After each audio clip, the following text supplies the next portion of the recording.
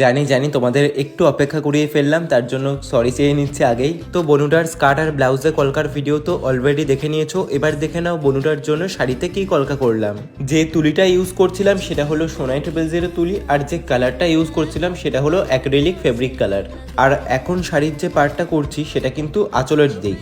যাই হোক, সমস্ত বেসিক মোটিভ দিয়েই আমি কলকাটা করছি। দেখো, সাবেকির পাতা, আম মোটিভ, পাতা মোটিভ, পদ্ম ফুলের মোটিভ, এগুলো দিয়েই কিন্তু কলকাটা করছি। আর পুরো শাড়িটা কিন্তু ছোট্ট ছোট্ট পদ্ম ফুলের মোটিভ দিয়ে ভরিয়েছি।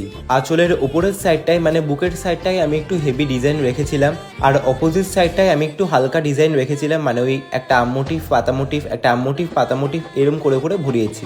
আর তোমরা আমাকে অনেকেই কমেন্ট করেছো যে দাদা কালারের সাথে কি মিশিয়েছো, সেই ভিডিওটা তো আর দিলে না।